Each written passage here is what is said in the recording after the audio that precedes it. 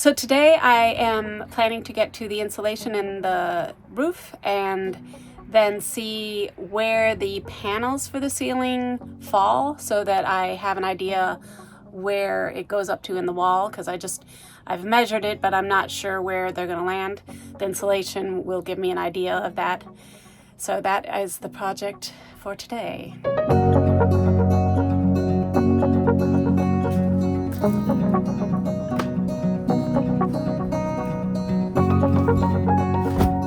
This is the insulation from Upfit Supply that I've had from the time that I did my walls. I just haven't wanted to put it up because I'm afraid of when I do anything on the roof, like cutting a hole, I will run into problems as the blades hit this insulation.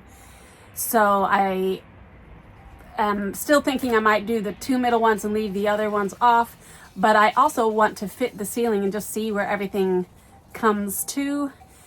So I'll see what I do. I may decide that I can just cut that piece of insulation for the hole in the roof later. I don't know. I'm experimenting with a new thing besides max air fans for the roof.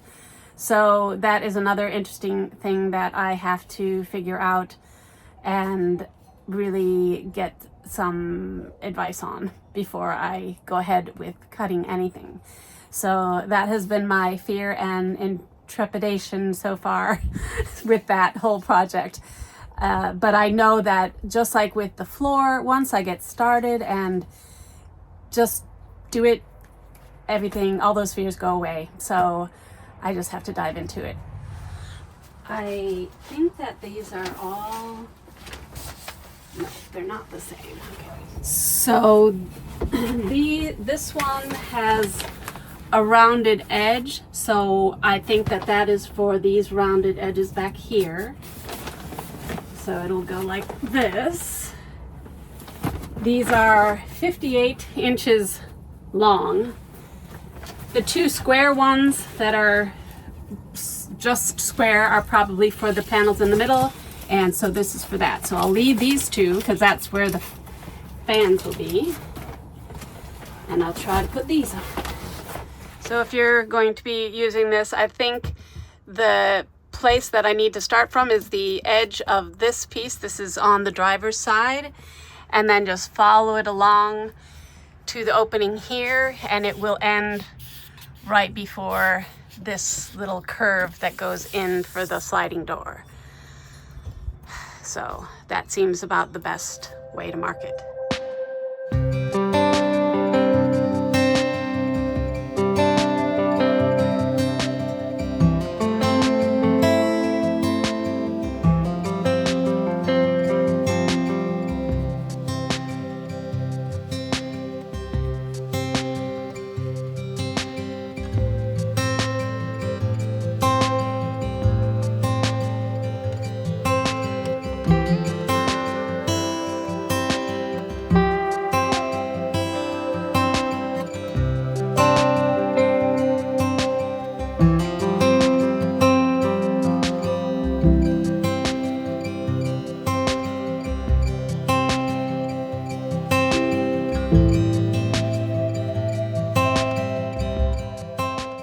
So this is where it ends over here. It came out a little further than I expected that it would. I thought it was going to end here. And then here I have it to the edge right here. So that's what I'm judging it off. It may be a little off if I have to course correct over this way because of something. We shall see that. But then I'll get this next piece in. Set you up here so you can see it happening. Oh, I might have, oh, did I do it wrong? Oh, darn it. I think I did it wrong. Let's see if it's still salvageable. Thank God it is. All right, this one is thinner than that one. So,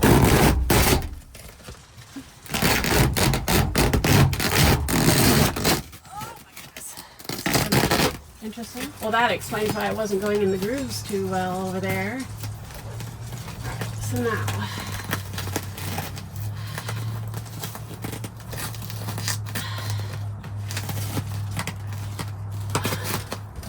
Thankfully, it's a little bit forgiving in this ones.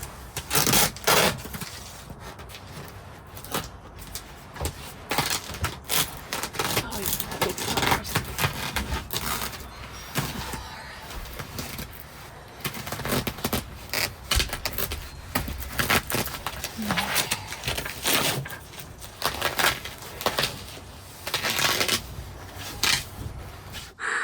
Yeah, that one fits better.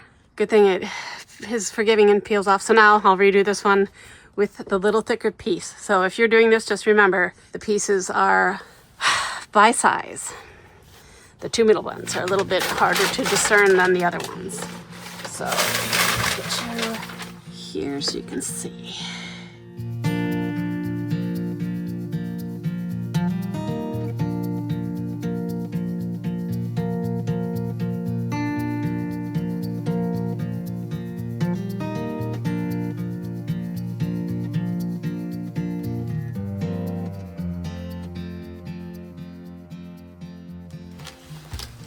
I don't know, I was dreading putting that off for so long. It's pretty easy to do. Okay, so this one fits much better here. That one fits much better here. And now we've got these two pieces. So let's go for it. The back first here.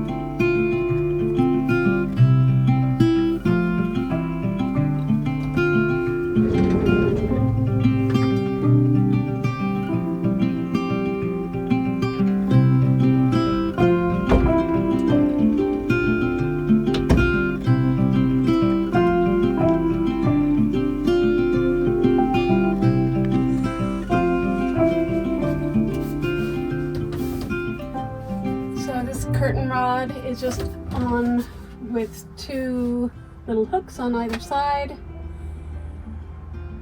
and they're screwed in there because they were self-adhesive, but it's not strong enough for the weight of the curtains that I have.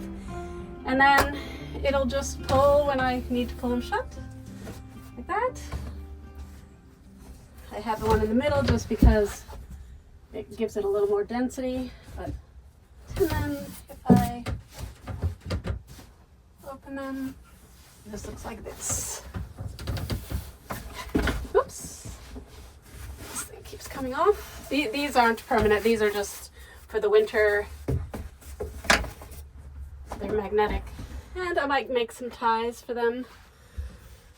but I think it makes it look cozy and like a little living room back there. I took these off to figure out if I'm going to put fabric on them, which I think I might, or I just clear coat them. I may use the leftover fabric that I have from the cushions and make them fabric, because I think that would look pretty.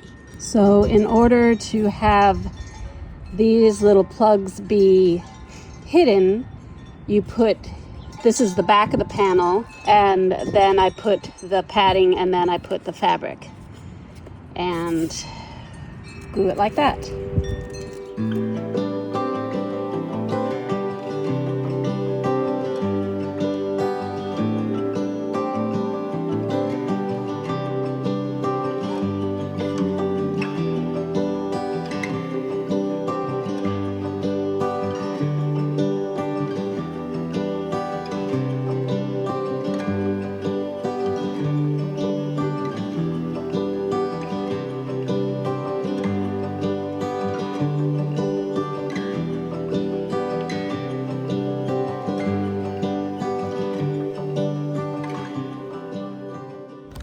Okay, not so pretty, but this is how it will look on the back, and then this is the front. So I'll go ahead and do the other one, and then I'll show you the finished result. All right, it's a windy day, so I'm hoping you can hear me. This is from the panel that came with the sofa, because I didn't have any more fabric left. This is from Etsy or something. And so I'm just putting it on. This is the back, the other side is the front, and I'm just going to cut around here so that there's not a lot of excess.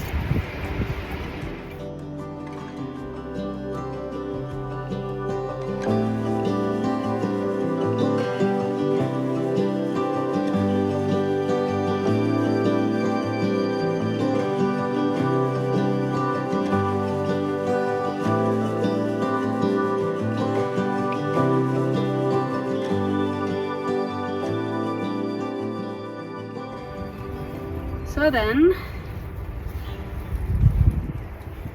in order to hide these little pegs, I'm going to put them on.